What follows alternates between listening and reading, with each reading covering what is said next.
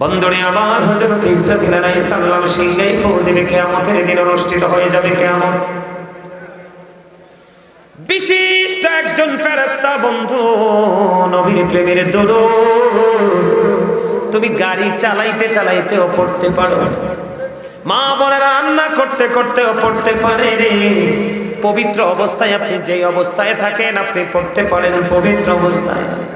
বন্ধুরে আমার, ইসরাফিল আলাইহিস সালাম কথা দিয়েছে, ও নোয়াগাঁও বিশালার আমার ভাই আমার বাবা রে, তিনি বলে দিয়েছেন নবীর প্রেমিকেরা তোমরা টেনশন করো না, সারা জীবন নবীর প্রেমের দুরুদের আমল করেছো, আমার নবীকে মহব্বত করে কি করেছো, দুরুদের আমল করেছো, টেনশন করো না।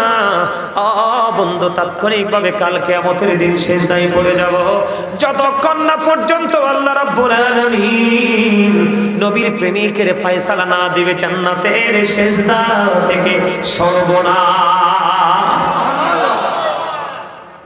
জাহান্নামীদের যখন পানির প্রয়োজন হবে বন্ধু, হাদিস শরীফের মধ্যে এসেছে জাহান্নামীদের মাথার মধ্যে বন্ধু উত্তপ্ত গরম পানি ঢেলে দেওয়া হবে। গরম পানিটা ঢেলে দেওয়ার পরে পেটের মধ্যে চলে আসবে, দুই রানের মধ্যখান দিয়ে গলে গলে প্রবাহিত হতে থাকবে, লিকুইড হয়ে হতে থাকবে।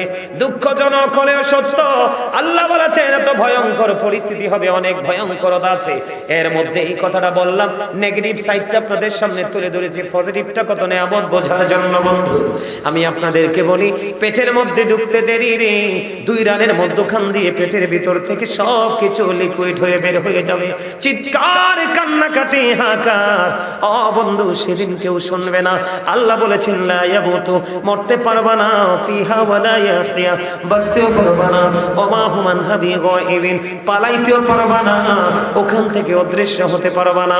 আল্লাহ বলেছেন ইন্না বাতুশা রাব্বিকা লাশাদীদ, আল্লাহর পাকড়াও বড় শক্ত বড় কঠিন, ধরবেও খুব শক্ত পাবে।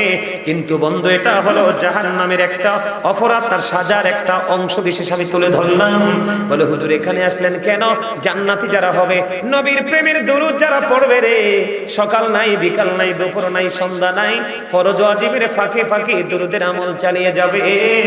আপনার আমার প্রাণে নবী বন্ধু, আমার নবীর প্রেমে পড়ে আপনি যখন দরুদ সালাম নবীজির কদমে দিতেই থাকবেন দিতেই থাকবেন।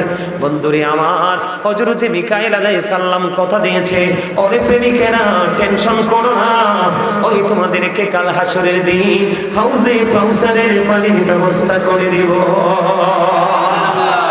জোরে জোরে কন্যা সুবহানাল্লাহ, আর জোরে বলুন না সুবহানাল্লাহ। তাহলে এটা আমল কিনা? এই আমল করতে কি কোনো কষ্ট হয়? একজন চা দোকানদার দোকানে বসে বসে চা বেচবে আর হৃদয় থেকে নবীর প্রেমের দরুদ পড়বে, কোনো সমস্যা আছে নি?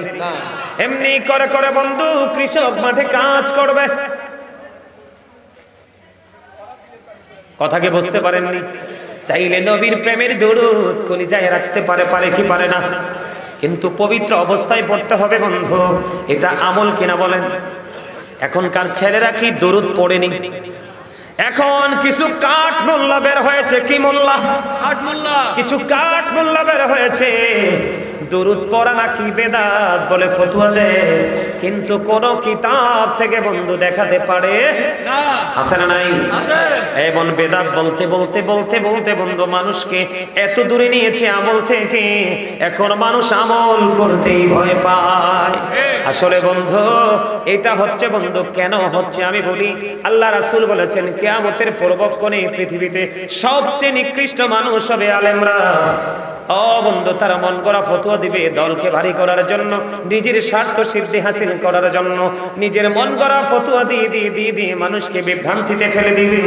আমার নবী এই কারণে বলেছে কিয়ামতের আলামতের মধ্যে একটা হলো এই দুনিয়ার মূর্খ একটা সম্প্রদায় আলেমদের হবে, তারা হলো কিয়ামতের একটা আলামত। জোরে জোরে কন্যা নাউজুবিল্লাহ, আরো জোরে কন্যা নাউজুবিল্লাহ। বন্ধু ছোট্ট করে বলে ফেললাম দরুদ, কারণ অনেক কিছু বাকি আছে। এবার আসেন আমি জিকির করেছি কিনা? জিকির বিভিন্ন ধরনের হয়, কিন্তু জিকিরের ওয়ার্ড, জিকিরের জিকির শব্দের অর্থ কিন্তু একটাই, স্মরণ। কি? স্মরণ করা। কিন্তু জিকির বিভিন্ন ধরনের হয়, বিভিন্ন ক্যাটাগরির হয়। কিন্তু বন্ধু কেমন আমি আপনাদেরকে বলি,